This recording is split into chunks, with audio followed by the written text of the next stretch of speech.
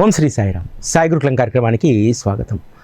భక్తుల పట్ల బాబా ఎంత ప్రేమను కలిగి ఉంటాడు.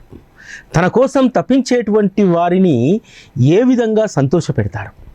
అంతేకాదు భక్తులకు వచ్చేటువంటి అపాయాలు ఒకసారి బాబా వద్దకు వచ్చిన తర్వాత బాబా యొక్క ఆజ్ఞ మీరితే, వారికి ఇష్టం లేకుండా మనం వ్యవహరిస్తే ఎలాంటి ప్రమాదాల్లో మనం మునిగిపోతాం అనేటువంటి అద్భుతమైనటువంటి విషయాలు 9వ అధ్యాయంలో ఉంటుంది.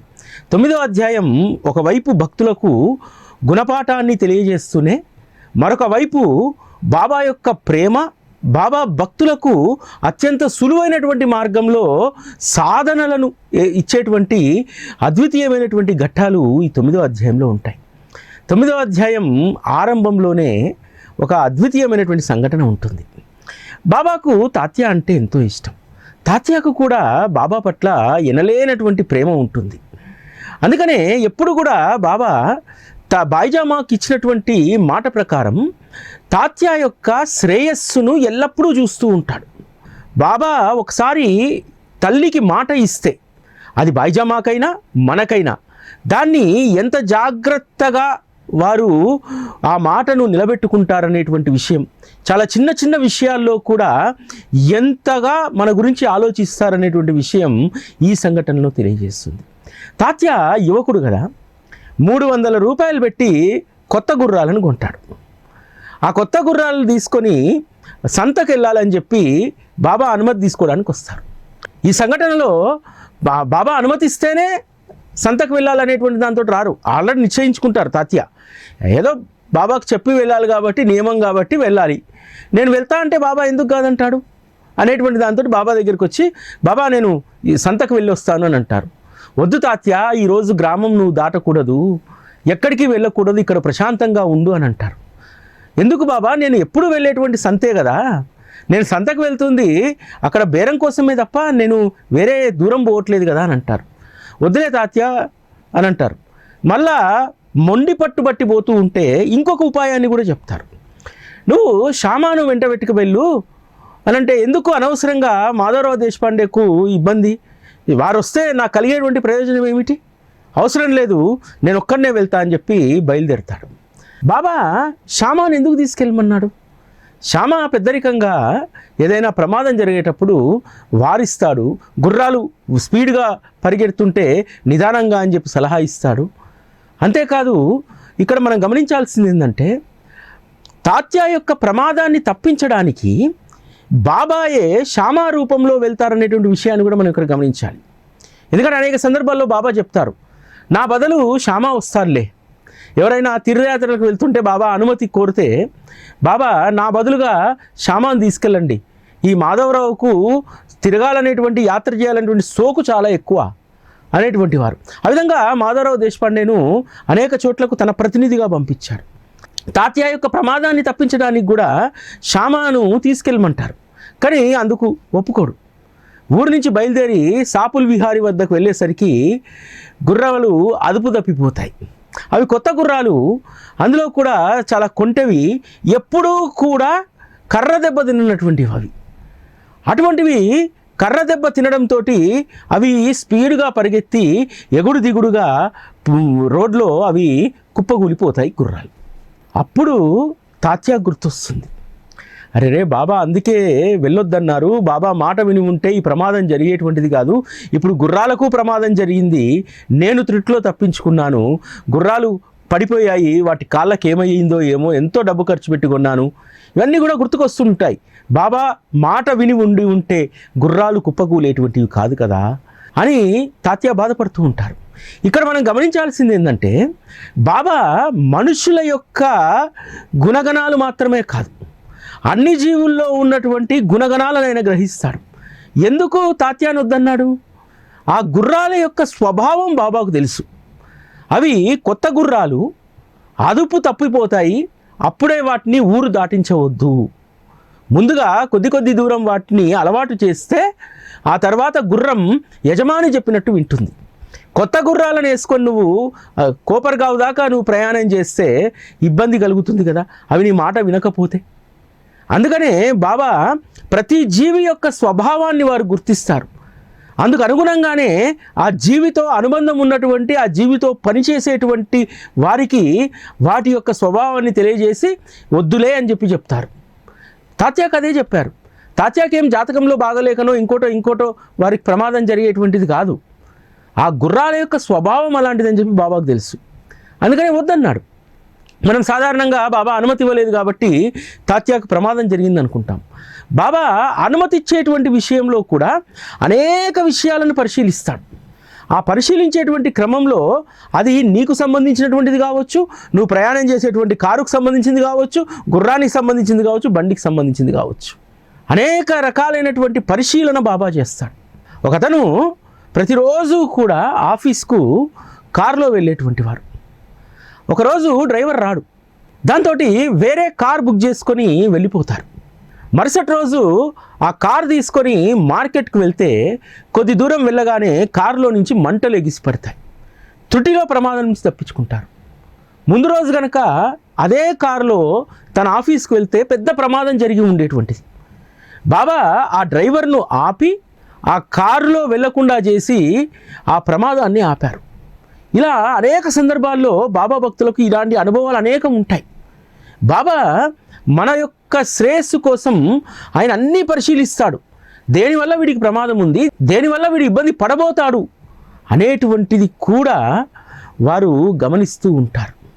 అంతేకాదు భక్తుల యొక్క నైజాన్ని బట్టి బాబా అనుగ్రహం ఉండేది.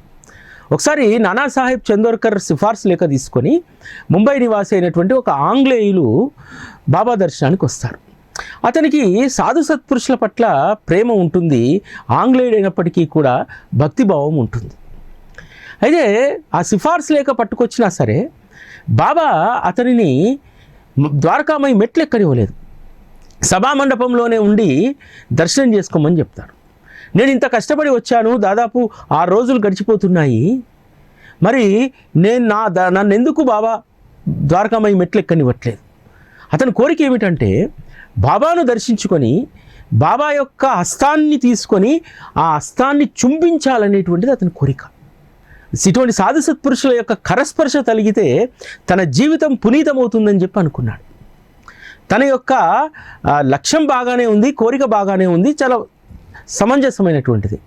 కానీ బాబాకు ఆ వ్యక్తిలో ఉన్నటువంటి లోటుపాటులు ఇంకే ఏమీ సంస్కరించబడితే అతనికి ఆ అర్హత వస్తుందనేటువంటిది బాబాకు తెలుసు. అందుకనే బాబా వారిని సభామండపంలోనే కూర్చోబెట్టారు.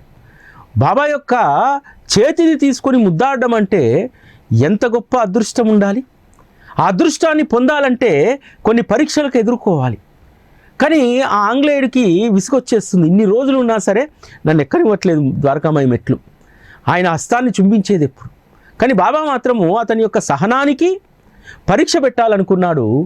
కానీ అతను ఆ పరీక్షలో నెగ్గకుండానే విసుగు చెంది వెళ్ళిపోతున్నా అని చెప్పి బాబా అనుమతి కోసం బాబాని అడుగుతారు. అడిగితే బాబా అంటారు, ఈ ఒక్కరోజు ఉండు, మరుసటి రోజు వెళ్దువులే అని అంటారు. నిజంగా అన్ని రోజులు ఉన్నటువంటి వాడు ఒక రోజు ఉండవచ్చు. కానీ మాయ చాలా బలమైంది కదా. అతని మనసంతా కూడా విషాదం. ఎన్ని రోజులున్నా ఇంతేలే, ఇక్కడే కూర్చోబెడతాడు, ఇక్కడే కూర్చోబెట్టి పంపిస్తాడు తప్ప నన్ను ఏమన్నా పైకి పిలుస్తాడా, అతను వారి హస్తాన్ని ఇస్తాడా, నేనేమన్నా చుంబిస్తానా అనేటువంటిది అతనికి ఉండిపోతుంది మనసులో. దాంతో బాబా అనుమతి ఇవ్వకపోయినా వెళ్ళిపోతాడు. ఆఖరికి ఏమవుతుంది, సాపుల విహార్ దగ్గర టాంగాకు సైకిల్ అడ్డం రావడంతో టాంగా బోల్తా పడుతుంది. బోల్తా పడితే అక్కడ ఉన్నటువంటి వేరే వాళ్ళందరూ మళ్ళీ ఇంకో టాంగాలు వేసుకొని కోపర్గావ్ వెళ్తారు. ఒకవైపు ఏమో షిరిడి, మరొక వైపు ఏమో ముంబై, మధ్యలో కోపర్గావ్. ఎక్కడ అయిపోయాడు? కోపర్గావ్ ఆసుపత్రిలో వారం రోజులు ఉండి చికిత్స చేయించుకున్నాడు. బాబా చెప్పినట్టు ఒక్కరోజు ఉంటే తన అదృష్టం పండేది. బాబా ద్వారకామయి లోపలికి అనుమతించేటువంటి వారు, ఆయన కోరిక కూడా తీరేదేమో. కానీ మనసులో ఎప్పుడూ ఒకే రకమైనటువంటి ఆలోచన నింపుకొని నెగిటివ్ దృక్పథాన్ని తన మనసులో ఉంచుకుంటే మరి ఏ విధంగా పాజిటివ్గా ఆలోచించగలుగుతారు? బాబా భక్తులకు ఇది ఒక పాఠం. చాలామంది బాబాకును ఏదైనా అడిగిన తర్వాత వెంటనే నెరవేరలేదనుకోండి, కాలం గడుస్తున్న కొద్దీ ఒక నిర్వేదం వస్తుంది. నాకు అనుగ్రహం రాదేమోలే, ఎంత చేసినా ఏం లాభం, ఎంత ఓపికతో ఉన్నా ఏం లాభం అని చెప్పి ఒక నిర్వేదం వస్తుంది. దాంతో బాబా ఇచ్చేటువంటి ఇండికేషన్స్, బాబా ఎందుకు మనల్ని వేచి చూసేలాగా పెట్టారు అనేటువంటిది మనం అర్థం చేసుకోం. దాంతో మన సొంత నిర్ణయాలు తీసేసుకుంటాం. సొంత నిర్ణయాలు తీసుకున్న తర్వాత ఆ ఆంగ్లేయుడు ఇబ్బంది పడ్డట్టే మనము ఇబ్బంది పడతాం. ఇక్కడ మనం గుర్తుంచుకోవాల్సింది ఏంటంటే, ఎప్పటికైనా సరే అల్టిమేట్గా బాబాయే మనకున్నటువంటి సమస్యను కోసం పరిష్కారాన్ని వెతుకుతారు. ఖచ్చితంగా పరిష్కారం ద్వారా మనము లబ్ధి పొందుతాం. కానీ ఓపిక లేకుండా బాబా దగ్గరకు వచ్చిన తర్వాత కూడా సొంత నిర్ణయాలు తీసుకుంటే, ఆంగ్లేయుడు సొంత నిర్ణయం తీసేసుకుంటూ బాబా చెప్పినట్టు వినలేదు. మరొక రోజు ఉండులే అని అన్నాడు, అది చెవులో పట్టించుకోలేదు. దాంతో ప్రమాదానికి గురయ్యాడు. ప్రతి అధ్యాయంలో కూడా మనకు ఒక పాఠం ఉంటుంది. ఆ పాఠాన్ని మనం బాగా పట్టుకోగలిగితే, తాత్య అనుభవం నుంచైనా ఆంగ్లేయుడు అనుభవం నుంచైనా బాబా మాట విని ఉంటే ప్రమాదం జరగకపోయేది కదా. ఒక సమస్యకు పరిష్కారం దొరికేంత వరకు ఎంత ఓపికతో ఉండాలి, ఓపిక తప్పితే ఎంత ప్రమాదం జరుగుతుంది అనేటువంటిది ఆంగ్లేయుడి యొక్క ఉదంతం మనకు తెలియజేస్తుంది. అదేవిధంగా ఈ అధ్యాయంలో బాబా భిక్ష ఎందుకు చేస్తారు? భిక్ష వారి ఉదరం కోసం చేసినటువంటిది కాదు. వారు ఏది చేసినా భక్తుడి యొక్క శ్రేయస్సు కోసమే చేస్తారు. సాధారణంగా ఇంటి యజమాని అతిథులకు యతీశ్వరులకు భోజనం పెట్టకుండా ఆహారం తింటే శాస్త్ర ప్రకారం అది చాలా విరుద్ధమైనటువంటిది. ఒకవేళ ఆ విధంగా ఇంటి యజమాని బ్రహ్మచారులకో సాధువులకో ఆహారం పెట్టకుండా తను తింటే చాంద్రాయన వ్రతం చేయాల్సి వస్తుందట. మరి మనం ఈరోజు అనేక మంది ఎప్పుడూ అతిథులకు పెట్టమే, ఏ రోజు బ్రహ్మచారులను పిలిచిపెట్టేటువంటి అవకాశం లేదే. మరి మనం ఎన్ని చాంద్రాయన వ్రతాలు చేయాలి? అందుకనే బాబా మనకు ఒక సులువైనటువంటి మార్గాన్ని చెప్పారు. వారి పేరు మీద ఒక ముద్ద తీసి పక్కన పెడితే, లేకపోతే ఒక ముద్దలో వారిని స్మరించుకొని తింటే అది వారికి సమర్పించినట్టే. అతిథి అనేటువంటి వారు ప్రత్యేకంగా వచ్చి నీ ముందు నిలబడరు. అతిథి ఏదో ఒక రూపంలో వస్తుంది. నువ్వు తీసి పెట్టినటువంటి ఒక ముద్దను చీమైనా ముద్దాడవచ్చు, క్రిమైనా దాంట్లో రావచ్చు, ఏ జీవి అయినా దాన్ని తీసుకోవచ్చు. బాబా ఎంత సులువైనటువంటి మార్గాన్ని చెప్పారంటే, అతిథి అంటే నీ రూపంలో నా రూపంలో ఉన్నటువంటి మనిషి కాదు, అది ఎవరైనా కావచ్చు. వచ్చినటువంటి వాటికి సగౌరవంగా వాటికి ఆహారం ఇవ్వడమే అసలైనటువంటి అతిథి యజ్ఞం అనేటువంటి విషయాన్ని చెప్పారు. అంతేకాదు బాబా ఈ అతిథి యజ్ఞం ద్వారా గృహస్థులకు ఎంత మేలు చేశారు. ఇంటి ముందుకి భిక్షకు వెళ్తే ఏ ఇంట్లో అయితే వారు భిక్ష చేసుకుంటారు, పంచసూన మహాపాపాలు చేసినటువంటి కర్మలు తొలగిపోతాయి. అంతేకాదు మనం బట్టలు ఉతికేటప్పుడు, దంచేటప్పుడు, నీరు కాసుకునేటప్పుడు, వంట వండేటప్పుడు అనేక రకాలైనటువంటి క్రిమికీటకాలు మరణిస్తాయి. వాటికి ప్రాయశ్చిత్తం ఏమిటి? అతిథి యజ్ఞం. ఒక్క అతిథి యజ్ఞము అనేక రకాలైనటువంటి పాపాలను తొలగిస్తుంది. ఈరోజు మనకు ఆ ఇబ్బంది లేదు. ఎందుకంటే మన ఇంట్లో ప్రతిరోజు అతిథి ఉంటారు, వారే శ్రీ సాయిబాబా. మనం చేసేటువంటి ఈ పంచశూన మహాపాపాలు కావచ్చు, రకరకాలైనటువంటి చర్యల ద్వారా జరిగేటువంటి జీవహింస కావచ్చు, ఇవన్నీ కూడా చాలా సునాయాసంగా వాటి నుంచి మనం పరిహారాలను పొందగలుగుతాం. ఎందుకంటే బాబా రోజు మనతో ఉన్నారనేటువంటి దృక్పథం ఉందనుకోండి, ఆ భావన ఉందనుకోండి, ప్రతిరోజు బాబాకు మనం నివేదన చేస్తాం. తద్వారా మనం చేసేటువంటి ఈ పాపకర్మలన్నీ కూడా నశించిపోతాయి. శాస్త్రం చెప్పినట్టు మనం రోజు అతిథి యజ్ఞం చేయవచ్చు. నిజంగా ఇంత సులువైనటువంటి అతిథి యజ్ఞాన్ని, శాస్త్రంలో ఉన్నటువంటి దాన్ని అత్యంత సులువుగా చెప్పినటువంటి సత్పురుషులు మరెవరూ ఉండరు, బాబా తప్ప. నిజంగా శాస్త్రంలో చెప్పినట్టు ఈరోజు మనం అతిథి యజ్ఞం చేయాలంటే, లేకపోతే అతిథి యజ్ఞం చేయకపోతే ఎన్ని కర్మలను మనం మూటగట్టుకుంటాం. తన భక్తులు అనేటువంటి వారు ఆ కర్మను మూటగట్టుకోకుండా ఉండేలాగా ప్రతిరోజు కూడా నివేదన చేసేటువంటి గొప్ప ఉపాసన బాబా ఇచ్చారు. అటువంటి అద్భుతమైనటువంటి కథయే ఈ 9వ అధ్యాయంలో ఉంటుంది. ఇది మనలో ఎంత గొప్ప అతిథి యజ్ఞ స్ఫూర్తిని నిలుపుతుందంటే, ప్రతిరోజు కూడా బాబా మన ఇంటికి వచ్చి అతిథిగా మనం పెట్టినటువంటి దాన్ని స్వీకరిస్తారనేటువంటి బలమైనటువంటి విశ్వాసం మనకు కలుగుతుంది. సచ్చరితలో తమాషా కథలు కావు ఇవి. సచ్చరితలో ఉన్నటువంటివి ఏదో మన మనస్సుకు శాంతించేటువంటివి కాదు, మనల్ని మేలుకొల్పేటువంటివి, మనల్ని జాగృతపరిచి మానవ జన్మను సార్థకం చేసుకునేటువంటి అద్వితీయమైనటువంటి కథలు, లీలలు ఇందులో ఉంటాయి. ఆత్మారాం తర్కడ్, రామచంద్ర ఆత్మారాం తర్కడు బాంద్రాలో నివాసం ఉంటారు. వారి యొక్క కుమారుడు, వారి భార్య బాబాకు గొప్ప భక్తులు, ఎవరో ఒకరు చెప్తారు ఆత్మారాముడి భార్యకు, నీకున్నటువంటి రోగం తగ్గాలంటే షిరిడిలో ఉన్నటువంటి బాబాకు మొక్కుకో, ఆయన్నే నీ రోగాన్ని తగ్గిస్తారంటారు. మొదట్లో దర్శనం చేసుకోలేదు, సాయిబాబా అంటే ఎవరో తెలియదు. కేవలము సాయిబాబా అనేటువంటి నామస్మరణ ద్వారా, వారి రూపం కూడా తెలియదు, బాబాకు మొక్కుకుంటే ఆ రోగం తగ్గిపోతుంది. అప్పటి నుంచి షిరిడి యాత్ర తరచుగా చేసేటువంటిది. తను మాత్రమే కాదు, తన బిడ్డకు కూడా బాబా యొక్క భక్తి రసాన్ని రుచి చూపెట్టాలని చెప్పి బాబా వద్దకు ప్రతిసారి కూడా కొడుకుని వెంట పెట్టుకుని వెళ్ళేది. ఒకసారి షిరిడి యాత్రకు సిద్ధమైనటువంటి తల్లి కొడుకులు ఇద్దరు కూడా, జ్యోతేంద్ర తర్కడ్, సీతాదేవి తర్కడ్, భర్త దగ్గర ఒక మాట తీసుకోవాలనుకుంటారు. ఎందుకంటే వారు ఇంట్లో ఒక నియమాన్ని పెట్టుకున్నారు, ప్రతిరోజు బాబాకు నివేదించకుండా మనం ఏమీ తినకూడదు. అందువల్ల మనం షిరిడీకి వెళ్తే ఇంట్లో ఉన్నటువంటి బాబాకు ఎవరు పెడతారు, కాబట్టి ఆ నివేదన కష్టమవుతుంది. తండ్రి ఏమో ప్రార్థనా సమాజానికి చెందినటువంటి వారు, అతనికి విగ్రహారాధన, ఈ ఫోటోలకు పూజ, ఇవన్నీ ఆ సాంప్రదాయంలో లేనటువంటివి. మరి పెడతారా పెట్టరా? తండ్రిని ఒప్పిస్తాడు కొడుకు, నాయనా మేము షిరిడీకి వెళ్తున్నాం, మీరు తప్పకుండా ఇక్కడ ప్రతిరోజు బాబాకు నివేదన చేస్తానంటేనే మేము ప్రశాంతంగా షిరిడీలో ఉండగలుగుతాం, లేకపోతే ఇక్కడ పూజలో ఏ లోటు జరిగితే మా మనస్సు ఏమాత్రం కూడా ప్రశాంతంగా ఉండదు, ఎక్కడా మేము షిరిడీలో ఉన్నా సరే. అంటే షిరిడీలో బాబా ఉన్నాడు కదా, అక్కడ బాబాకు పెట్టొచ్చు కదా.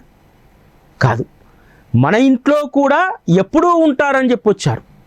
బాబా షిరిడీలో ఉంటారు, బాంద్రాలో మన ఇంట్లో ఉంటారు, ఆయనను కొలిచేటువంటి అందరి ఇళ్లలో ఉంటాడు. కాబట్టి మనం అక్కడ ఉన్నాం కదా అని చెప్పి ఇక్కడ ఆపేస్తే ఇక్కడ ఉన్నటువంటి బాబాకు ఎవరు పెట్టాలి? ఇది ఒక గొప్ప విజ్ఞత అన్నమాట. అంటే బాబాను అర్థం చేసుకోవడం. బాబా కేవలం షిరిడి అనేటువంటి కేంద్రస్థానంలో మాత్రమే ఉండరు, వారు అంతటా ఉంటారు, మన ఇంట్లో కూడా ఉంటారు అనేటువంటి గొప్ప విజ్ఞత అతి చిన్న వయసులో జ్యోతేంద్ర తర్కడ్కి వచ్చింది. తండ్రి ఒప్పుకుంటాడు, సరే నేను పెడతానని అంటారు. షిరిడీకి వెళ్తారు. ఒకరోజు నివేదన చేయడం మర్చిపోతాడు. అదెప్పుడు గుర్తొస్తుంది? ఉదయాన్నే హడావుడిగా మిల్లు నుంచి ఫోన్ రాగానే వెళ్తాడు. తిరిగి వచ్చి భోజనానికి కూర్చుంటే ప్రతిరోజు కూడా బాబాకు పెట్టినటువంటి కలకండ భోజనంలో ప్రసాదంగా పనివాళ్ళు పెట్టేటువంటి వారు. దాదాపు ఒక 5-6 రోజులుగా ఆ కలకండను తినేటువంటి అలవాటు వచ్చింది కదా, ప్రసాదాన్ని తింటున్నాడు కదా. వెంటనే వడ్డించినటువంటి ఆకులో చూస్తే కలకండ ప్రసాదం లేదు. అప్పుడు గుర్తొస్తుంది, అరే రే ఈరోజు బాబాకు నివేదన చేయకుండా వెళ్ళిపోయాను అని చెప్పి బాబా చిత్రపటం వద్దకు వెళ్ళి బాబాకు సాష్టాంగ నమస్కారం చేసి, బాబా నేను సిగ్గులేనటువంటి వాడిని, నన్ను క్షమించు, నేను మూర్ఖుణ్ణి, ఈరోజు నీకు నివేదన చేయకుండా వెళ్ళాను, నేను పస్తులు పెట్టాను అని చెప్పి బాబా ముందు పశ్చాత్తాపడతాడు. బాబా పట్ల అనన్యమైనటువంటి భక్తి ఆత్మారాం తర్కడ్కు కలగడానికి ఆ సంఘటన ఒక నిదర్శనం. అంటే ఒక్క లీల ద్వారా ఎన్ని పాఠాలు చూడండి. ఒకటి, బాబా మన ఇంట్లో కూడా ఉంటాడు, షిరిడీలో కూడా ఉంటాడు అనేటువంటి విషయాన్ని బాబా నిరూపించాడు.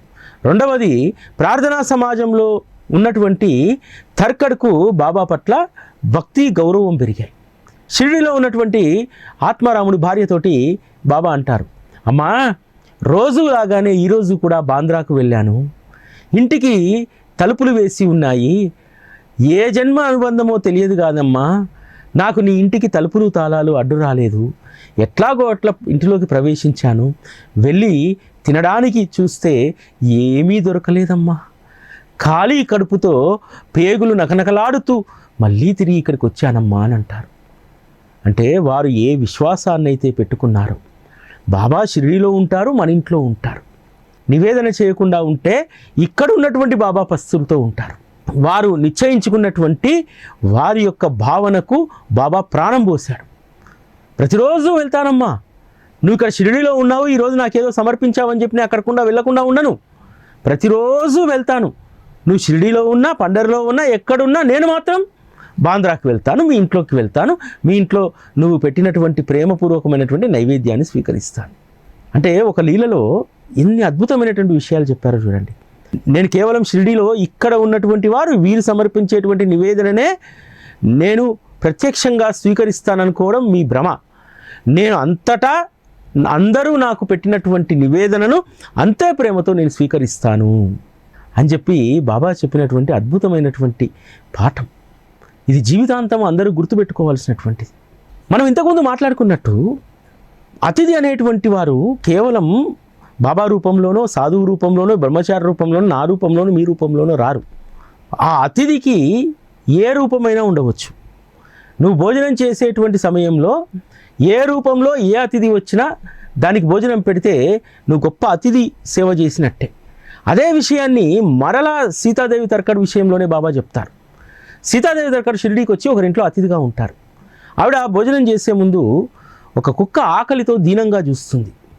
ఇక్కడ ఇంకొక విషయం కూడా గుర్తుపెట్టుకోవాలి. కుక్కలు దీనంగా చూసేటువంటి దాన్ని ఎవరు అర్థం చేసుకుంటారు? అన్ని ప్రాణులలోనూ పరమాత్మ ఉన్నారనేటువంటి సత్యాన్ని ఎరిగినటువంటి వారు మాత్రమే అన్ని జీవుల్లో ఉన్నటువంటి ఆకలిని గుర్తిస్తారు. బాబా కూడా లక్ష్మీబాయి షిండేకి అదే చెప్తారు కదా, అమ్మ ఆ కుక్క కొన్ని గంటలుగా ఆకలితో నా వైపు దీనంగా చూస్తుందని చెప్పి. దాని ఆకలిని ఎలా గ్రహించారు? అన్ని జీవుల్లో కూడా ఉన్నటువంటి ఆత్మ ఒకటే, అది నేనే అని చెప్పి బాబా చెప్పారు కదా. దాని యొక్క ఆత్మతో అనుసంధానమై ఉన్నటువంటి వారు పరమాత్మ. సీతాదేవి కూడా అనేక సంవత్సరాలుగా బాబా సహచర్యంలో ఉంది. కాబట్టి ఏ జీవికి ఆకలి అవుతుంది, ఏ జీవి ఏమి కోరుకుంటుంది అనేటువంటిది ఆ జీవుల యొక్క ఆకలిని పరమాత్మతో సాంగత్యం ఉన్నటువంటి వారు తెలుసుకోగలుగుతారు. అందుకనే ఆ తల్లి తను తినబోయే ముందు ఓ రొట్టె తెచ్చి కుక్కకు వేస్తుంది. దాని యొక్క ఫలితం ఎంత గొప్పగా దక్కిందో చూడండి. బాబా తను చేసినటువంటి సేవను నేను గుర్తించాను అని చెప్పి చెప్తాడు. భక్తుడు చేసినటువంటి సత్కార్యాన్ని భగవంతుడు మెచ్చుకోవడం అంటే మామూలు విషయం కాదు. బాబా ద్వారకామాయికి వెళ్ళగానే తర్కడ్ భార్యతో అంటారు, అమ్మా ఈరోజు నాకు నువ్వు తిండి పెట్టావు, కడుపు నిండింది, గొంతు వరకు తిన్నాను, ఎంతో వ్యాకులత పడుతున్నటువంటి ఈ ప్రాణిని నువ్వు తృప్తిపరిచావు, ఇలాగే రోజు చేస్తూ ఉండమ్మా, నిజంగా పనికి వచ్చేది ఇది ఒక్కటే. ఈ ద్వారకామాయిలో కూర్చొని నేను అబద్ధం చెప్పడం ముమ్మాటికి జరగదు, ఇలాగే నా దయాగుణాన్ని గ్రహించు, ఆకలి కొన్న వారికి ముందు పెట్టి తరువాత తినాలి, ఇది మనసులో బాగా నాటుకో అమ్మా అని చెప్తారు. నా దయాగుణాన్ని గ్రహించావన్నాడు బాబా. అంటే అన్ని జీవులలో ఉన్నటువంటి ఆకలిని గ్రహించేటువంటి, ఆకలి గ్రహించి అన్నింటికీ ఆహారం పెట్టేటువంటి బాబా దయాగుణాన్ని ఆ తల్లి గ్రహించిందట. అంతే కదా, భిక్ష దేనికోసం చేశారు బాబా? భిక్ష తన ఉదరం కోసం చేసుకోలేదు, తన ద్వారకామయి చుట్టూ ఉన్నటువంటి అనేక జీవుల యొక్క ఆకలిని తీర్చడానికి భిక్ష చేశాడు. ఇది నా దయాగుణం. నువ్వు కూడా నా దయాగుణాన్ని అర్థం చేసుకున్నావు. నువ్వు భోజనం చేసే ముందు అతిథికి నువ్వు ముందు పెట్టావు, దాని కడుపు నింపావు. ఈ ఒక్కటే చాలమ్మా, ఇంకేమీ అవసరం లేదు. ఆకలి కొన్న వారికి ముందుగా పెట్టు, ఇదే నువ్వు మనసులో బలంగా నాటుకో అన్నారు. ఇది ఎంత గొప్ప అద్భుతమైనటువంటి బోధ. బాబా భక్తులుగా మనం చాలామంది ఏదో ఒక ప్రాణికి భోజనం పెట్టిన తర్వాతనే మనం తింటాం. లేదు, భోజనం చేసే సమయంలో కాకపోయినా ఎక్కడైనా ఏదైనా జీవి మన వెంట పడుతుంటే దానికి బిస్కెటో రొట్టెనో బ్రెడ్డో ఏదో ఒకటి వేస్తాం. ఇది దేనికి సూచిక? బాబాలో ఉన్నటువంటి దయాగుణం మనలో కూడా ప్రవేశించిందని చెప్పి. ఈ కథ తమాషా కథ కాదు. కుక్కకు పెడితే నాకు పెట్టావన్న అనేటువంటి దాన్ని మాత్రమే మనం అర్థం చేసుకుంటే, బాబా కుక్కకు పెడితే బాబాకు పెట్టినట్టు ఇది కాదు ఇందులో సారం. ఇందులో సారం ఏమిటంటే, మనం బాబా యొక్క దయాగుణాన్ని మనం కూడా అలవర్చుకున్నాము అనేటువంటిది ఇందులో ఉన్నటువంటి సారం. ఆ దయాగుణాన్ని అలవర్చుకుంటే జీవితానికి ఇది ఒక్కటే చాలమ్మా అని అన్నాడు. ఇంకేం చేయాల్సిన అవసరం లేదు నువ్వు జీవితంలో. ఈ ఒక్క అతిథి యజ్ఞం చేస్తే, ఆకలిగా ఉన్నటువంటి వాడికి ముందు పెట్టి నువ్వు తింటే, ఇదే నీ జీవితానికి సార్థకత, ఇదే అసలైనటువంటి పరమార్థం అనేటువంటి విషయాన్ని ఈ కథ ద్వారా బాబా ఎంత అద్భుతంగా చెప్పారు. అంతేకాదు, భక్తులపైన ఎంత ప్రేమ అంటే, వారు ఏదైనా పంపిస్తే దాన్ని స్వీకరించకుండా ఉండలేరు. ప్రాణం అల్లాడిపోతూ ఉంటుంది బాబాకు. 1915లో బాలారాం అనేటువంటి వ్యక్తి తన తండ్రి శారదకర్మల కోసం నాసిక్ వెళ్ళి తర్వాత షిర్డీకి వెళ్తానని చెప్పి చెప్తాడు. అది తెలుసుకున్నటువంటి ఆత్మారాముడి భార్య, తర్కడ్ భార్య, అతనికి ఆల్రెడీ నివేదించినటువంటి ఒక కోవా మిఠాయి ఇచ్చి పంపిస్తుంది బాబాకి ఇవ్వమని చెప్పి. అతను షిర్డీకి వస్తాడు, మర్చిపోతాడు.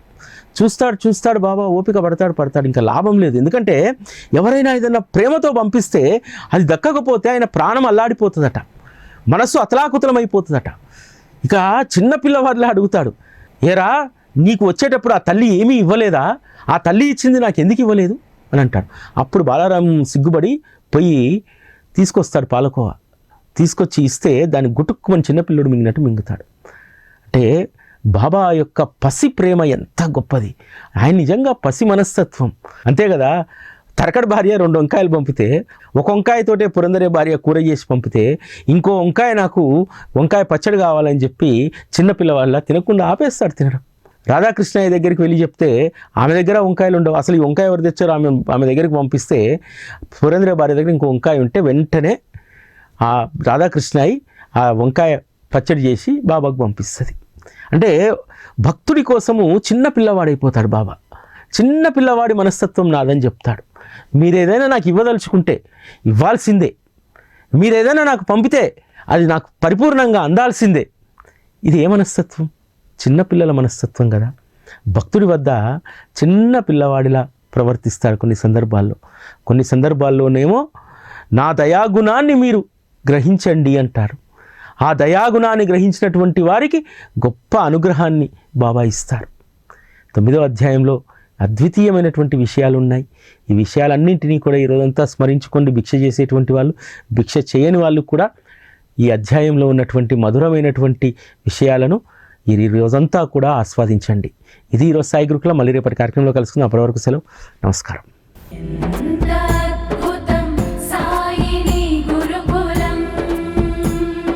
శిక్షణే తప్ప శిక్షలు లేని శరణాగతి సౌదం.